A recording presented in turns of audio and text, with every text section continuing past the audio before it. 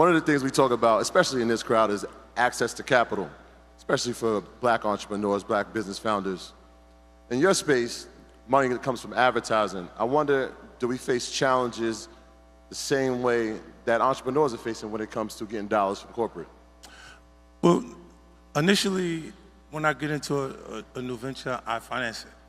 Like, I usually use my money to start, and then as we get into new positions, I may take investment dollars. But like, if you look at Branson Cognac and Chemin champagne, I own the entire company. Like those.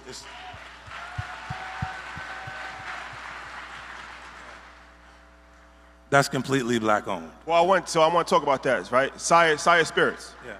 So, all right, Sire Spirits, completely black owned, like you said, liquor company. Talk about that, because I know you had challenges before that, right? So talk about that whole situation. Yeah, you have the experience with major corporations, like my particular experience with Beam Suntory, it was great in the beginning.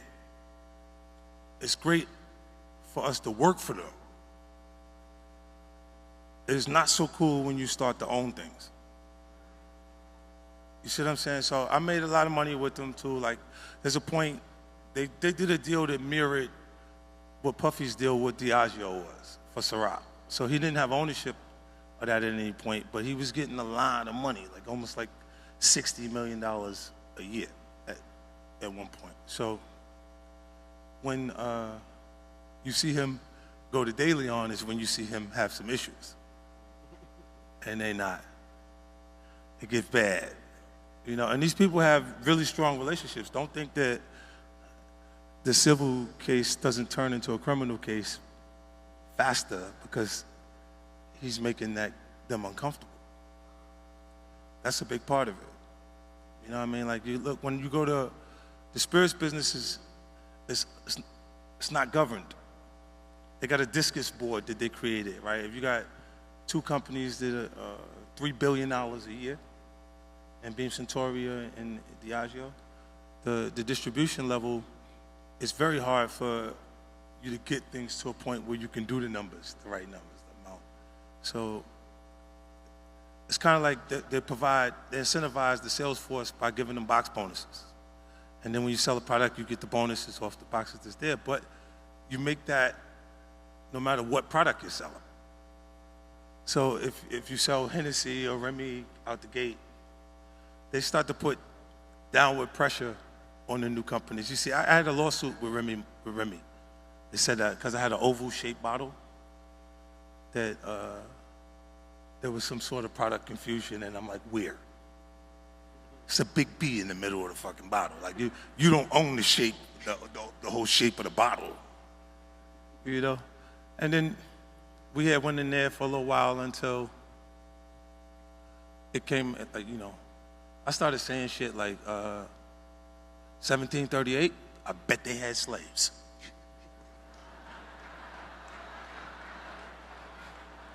Then shit got uncomfortable, and it was like, look, relax, okay?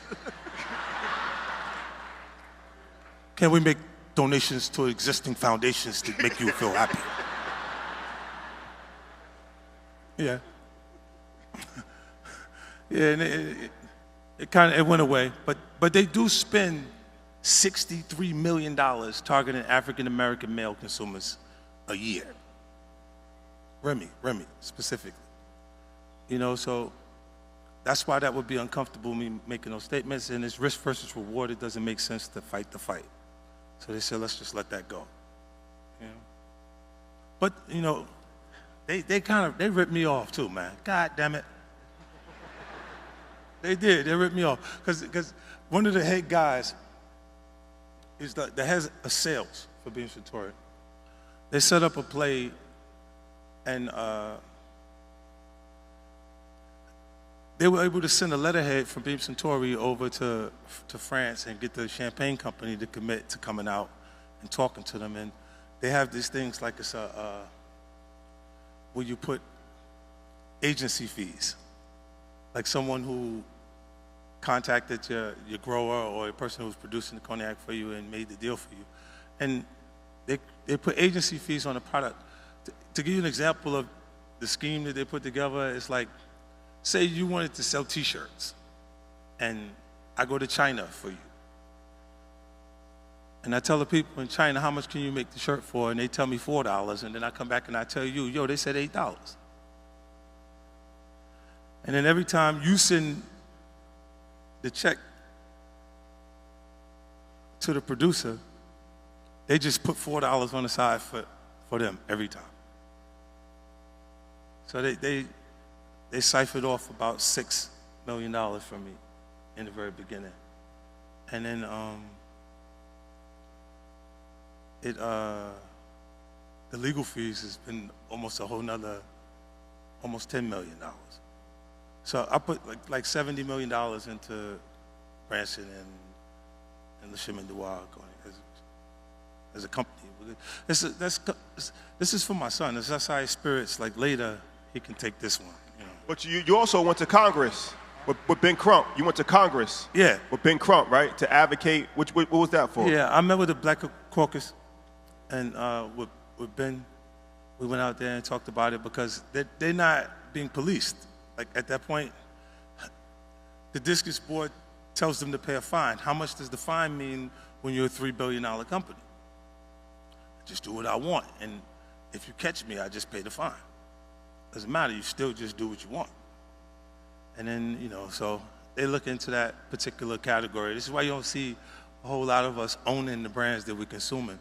But when I was pointing out, because I jumped around a little bit, I got a habit of doing that, right?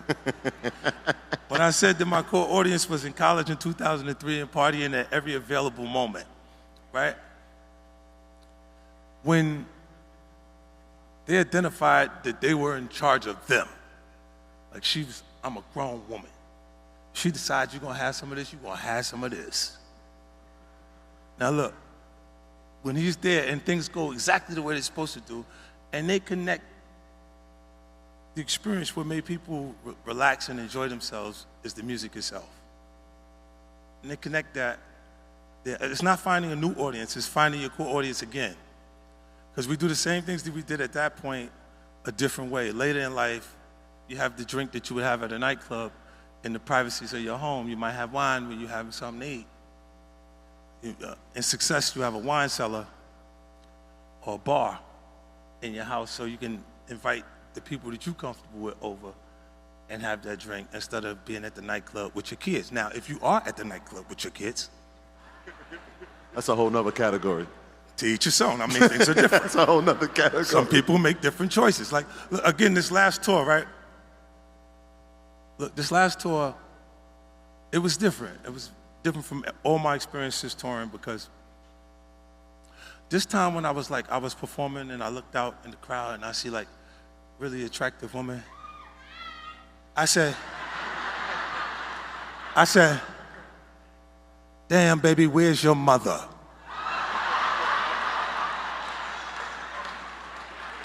You were way too young for me. How old are you, 23? Yeah. That's how I felt. It was a little different that time.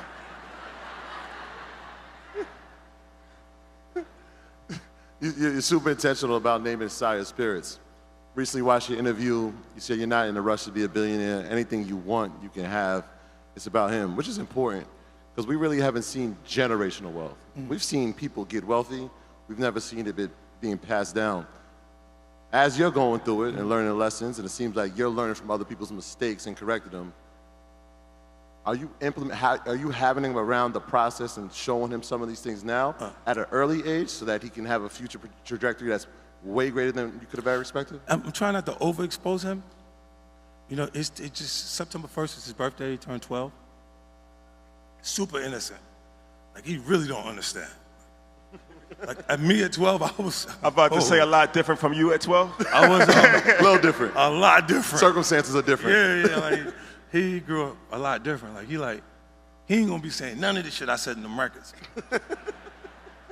None of that. He look at you like this, what? For real? He don't even know his mother was Puffy. Hey, look.